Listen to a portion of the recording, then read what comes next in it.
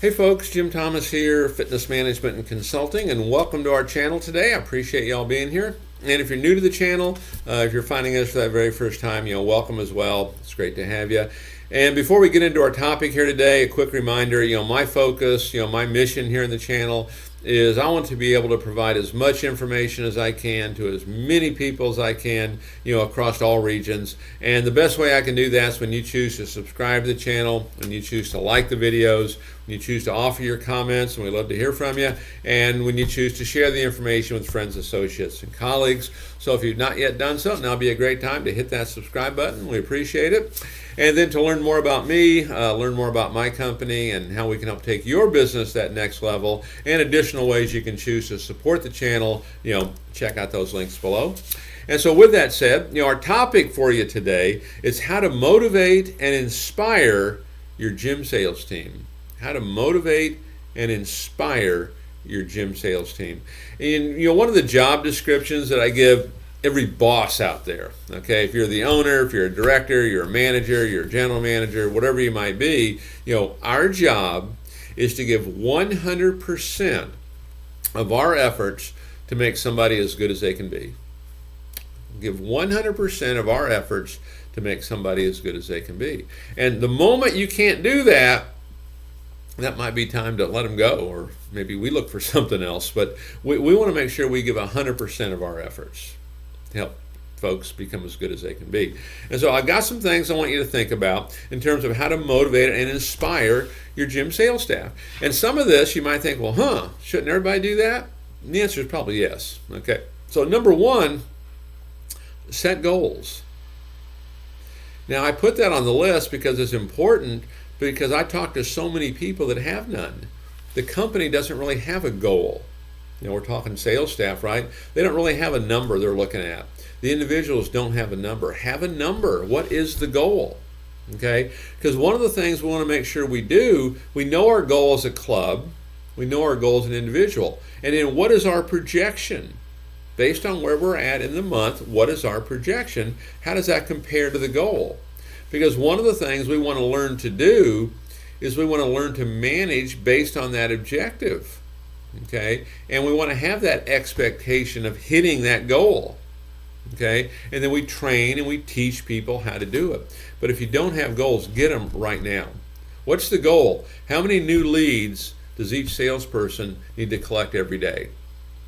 It's one of the more important ones, right? Because that's your pipeline. We need to be filling that pipeline.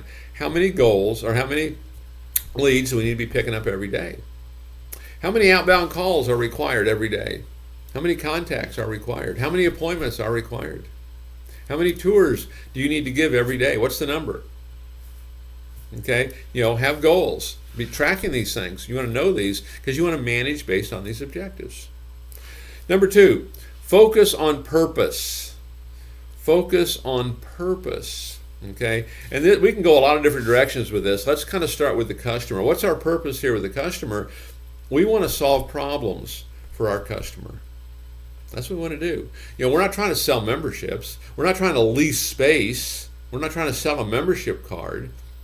Nobody wants personal training per se. What people want, they want their problem solved. They want solutions.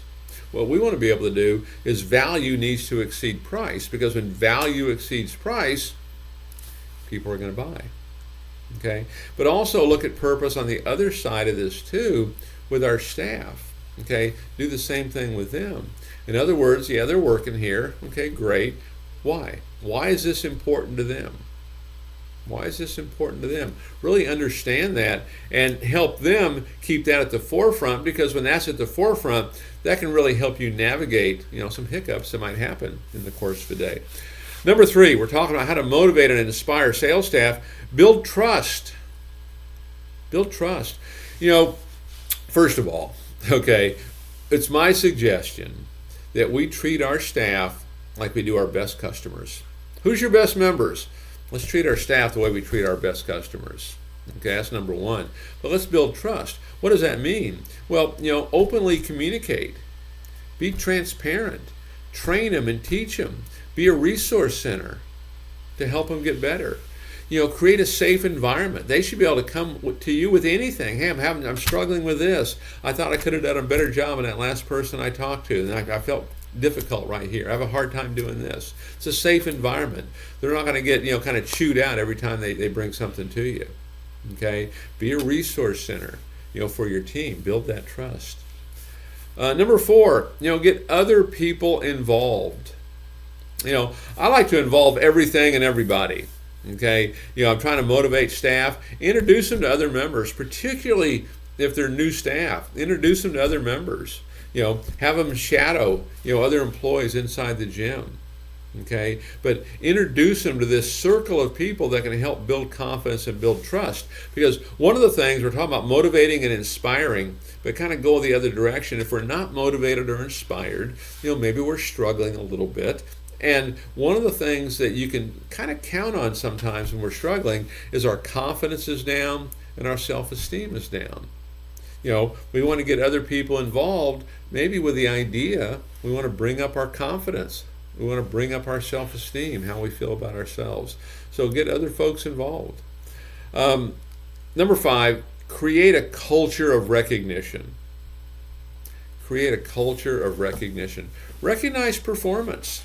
Recognize a job well done. Okay? I talk to some folks that just don't want to do that. They think it'll make people lazy if they do that. Okay? And nothing could be further from the truth. Recognize performance. I know a lot of you have heard me talk about this in the past, but when I was running clubs as a manager and as an owner and director and those kind of things, every time that sale's made, thank you. We could have had the worst day in the history of any kind of sales, and the very last moment we get a sale, thank you, I appreciate that. They're always going to get that. We're going to look for the good. We're going to catch people doing something right. We see them handle something at the front desk. Hey, great job on that. Loved how you did that. Okay, loved how you handled that person on the floor. Hey, I saw you were you were cleaning some of the nook and crannies that don't always get cleaned. Hey, great job. But create a culture of recognition. Make it real. We're not trying to make things up, to be insincere. It's real things. But create that culture where we're recognizing success, we're recognizing performance, and at the same time, we're raising the bar of expectation. Okay? And then finally on my list, get creative. Get creative with this. Okay? And I can tell you one of the things that I used to do, we had great success with this, is we would, at the end of the month, we would always have like an all-city kind of meeting. Okay? All the clubs would meet. I think I had 4 or 5 at that time. Whoever produced the most, we meet at that club at 10 o'clock at night. And we would have red carpet rolling in, and we'd have food delivered. In some cases, I'd have the big skylight in the sky going, and there's a podium up front with a microphone, and here's all the chairs, all people are going to be there, and we're going to give out awards. And so whatever contest that we had, top sales, top referrals, best rookie, whatever it was, okay, is we're handing out awards. And really it was me, I'd hand them out, and then that person would come up and they'd get the microphone just like being at the Academy Awards, and they're thanking everybody. Oh, Jim, thank you for training me, and so thank you for hiring me, and this and this and this, and they're thanking their parents. And it became a very emotional thing, and we would always see a major spike in sales after that, just because confidence and self-esteem is so high. All of a sudden, company morale is so high. But, get creative. We would send out, a weekly newsletter to every club, talking about, hey, here's all the clubs, here's what they did last week, here's what's going on, and, we're looking for the good. We're not ignoring the poor production that would get kind of talked about, but not in a negative way. We wouldn't have anything negative go out on that kind of thing. But that newsletter goes out. The company standings go out. Okay, we want people to know where you're at. We want to create this competitive environment. Get creative with big contests. They can win a trip to Hawaii, a trip to the Bahamas. Get really creative on these things. And also, we're looking to create culture. We talk so often, about the gym itself. What's our differentiation with everybody else? What are we doing that's so much different than everybody else in our marketplace? Look at your staff and your team the same way. What's our culture like? Why work for me? Why should you go to work here? How are we better than anybody else? You want a comp plan, hopefully, that's better than everybody else. Now, that has to be a performance based in there, right? But something they can do. But compensation is better. Maybe there's flex time. If they're a single mom or something, they have some flex time, or maybe it's only a 4-day work week, or maybe it's corporate membership programs for family members. Whatever it is, really create that package, but get really creative on this stuff. So, how to motivate and inspire your gym sales staff? We want to treat our staff like they are VIPs, like they are our best customers. Let's train them up. Let's create a great environment. Let's keep them there for a long, long time. And you can have a lot of success, and so can they. So folks, my name is Jim Thomas. My company is Fitness Management and Consulting. I appreciate you being here at the channel today. And as I mentioned earlier, my focus, my mission here in the channel is I want to be able to provide as much information as I can to as many people as I can, across all regions. And the best way I can do that is when you choose to subscribe to the channel, when you choose to hit the like button, you choose to comment, and you choose to share the information. So if you've not yet done so, please subscribe. And then to learn more about me, learn more about my company, and how we can help take your business that next level, and then additional ways you can choose to support the channel, check out those links below, and we look forward to seeing y'all in that next video.